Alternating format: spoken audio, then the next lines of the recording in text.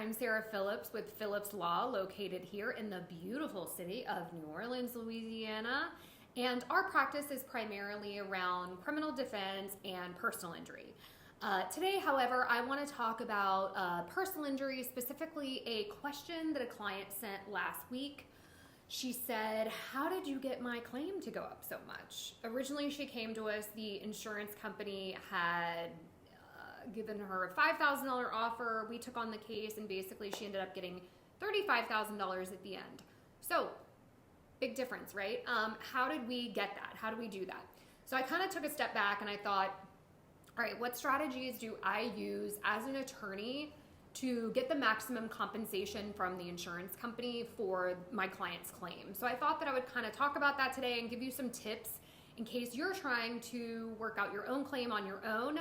Also, during this video, you can kind of think, all right, can I continue to handle it on my own, or do I need the help of an attorney? Let's back up a little bit. You may be thinking, wait, why do we even need to talk about this? The insurance company's got my back.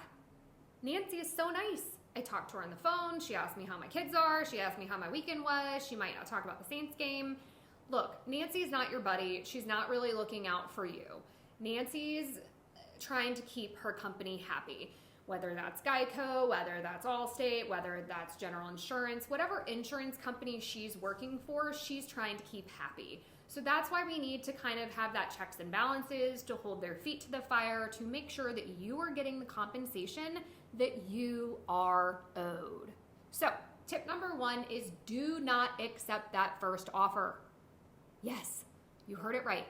You have permission to not accept that first offer. I know it's hard. Nancy's super nice and she feels, she's acting like she's doing you a favor.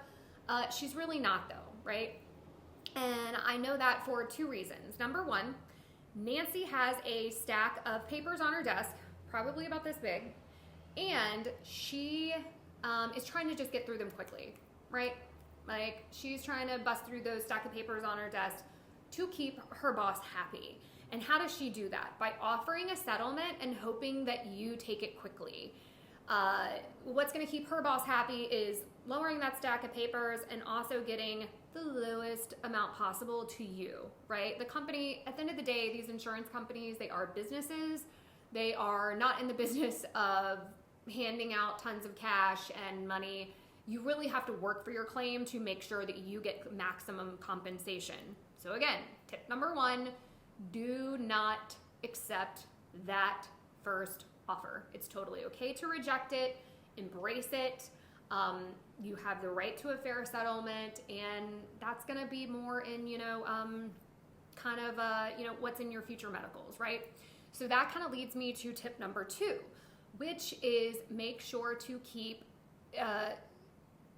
documented, very detailed documented stuff, right? Okay, so what I do as an attorney is I have a long checklist of everything that I'm looking for whenever you bring your case to me, and I basically get that information. So you know why? I can feed it back to the insurance company. Because what's going on is the insurance company, and not a lot of people know this, but they have these programs. How the insurance adjuster comes up with that number that they give you is, and a majority of insurance companies have this. There are different programs. It kind of all started with Allstate in the 90s. It was called Colossus, I believe. But basically what happens is the insurance adjusters, they take the numbers, they take the medical records, all that kind of stuff, and they put it in their computer system, and it spits out an algorithm. It goes into their algorithm, and then it spits out a number, and that's where you get that number from, generally speaking. So why is that important? Because me as your attorney, I know what things go into that algorithm, generally speaking, and that is photographs. So you want to make sure that you get photographs. You want to make sure you get your police reports, any witness statements, also any photographs of not just, make sure to get car damage photographs, photographs of the scene, but also any injuries that you have. It's really a shame that some doctors, don't take photographs of your injuries. They just write about them in medical records, but pictures of injuries really go a long way, not just for adjusters, but potentially later on with any jury settlements or any jury trials that you would have.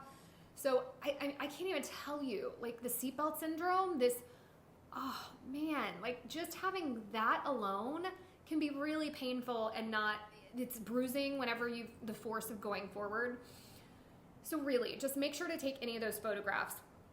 Also, any of your medical records. And why is that important? Number one, it's so that, 2 reasons. Number one, it's so that we can feed Nancy all that stuff, right? So we can give it to her and we can put it in her system and she can spit us back out a great number. Number 2, it's also to protect you. So let's say that you were treating for 3 months and then you decided, you know what, I feel like I'm doing good, I'm doing all right. I'm gonna take a little break and work from home, or do the physical therapy at home, right? So you don't go to the doctor for a couple months. And then you realize, you know what, it's not working at home. I've got pain again. I'm still doing this at home, but it's not like having the physical therapy that I did. And then you go back to the doctor. Well, Nancy, all she sees is that gap in that treatment, right? That's all she's seeing. And Nancy loves that because Nancy, that can minimize your settlement, right? Because to Nancy, that's, oh, this person isn't serious about it. They don't care. They're not really in pain. Any gaps in treatment, that algorithm that they use doesn't like it. So what we make sure to do, what I make sure to do as your attorney is talk to your doctors, talk to you, make sure that the doctor is writing it up in the report. Why did you take off that break? Was it because you weren't having pain, or was it because you were doing stuff at home and at home therapy and it just didn't work? So really making sure to not only have all the documents, but to make sure that you have detailed documents as to why things happened is really, really, really important, so that we can talk to Nancy and say, this is what's going on. So again, detailed stuff. Tip number 3 is going to be, oh my gosh, what is tip number 3? It was knowing when to settle. Okay, and I know that this is kind of hard. Honestly, this is the part where really an attorney comes into play, and having 10 years of experience. And there's kind of this sweet spot, I like to say, of, okay, like you don't want to settle too soon because you're trying to figure out your injuries and what's going on. Like, could you continue to have injuries? Are you having maybe delayed onset symptoms that would potentially come up? And that's another video for another day. But then also like waiting too long, and then you're not getting the money that you need to move on with your life, right? Like there's kind of this sweet spot where we know, okay, now is the right time to settle. And really it just comes from years of practice as an attorney.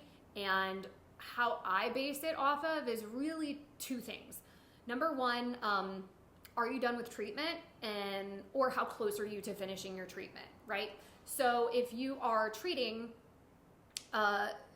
we want to make sure that we also get all your future medical bills in there that would potentially happen, right?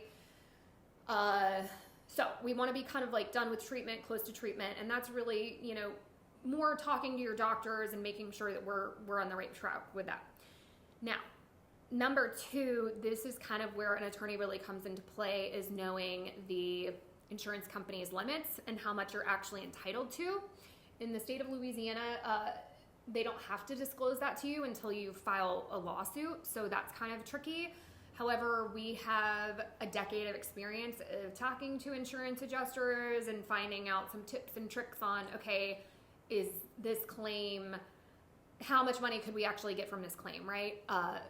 So that's kind of the 3rd thing, is making sure that you are settling at the right time. And that's really the one where I'm saying, that's kind of, that one's a hard one. You basically need an attorney to kind of evaluate your case claim to determine if it's the right time to settle, and that if you could get more based on what's coming down the pipeline. So anyway, I hope that you found these tips kind of helpful. So again, do not accept that first offer. Nancy is not your friend. Number 2, make sure to keep tabs of all that detailed information so that your attorney or you can give that information to Nancy, your adjuster, to get that claim going and make sure that you're valuing it as high as possible. Number 3 is knowing when to settle, right? Making sure that you're getting your future medicals and anything that would come down the pipeline. All right, so thank you so much. And if you want some more information on filing also an insurance claim with the insurance company, I also have a blog post, so I will link that down below if you're in YouTube. Otherwise, you can go on our blog page on our website, which is nolacriminaldefense.com. You can go under blog and kind of search for how to file a insurance claim. All right, great. Thank you so much. Bye.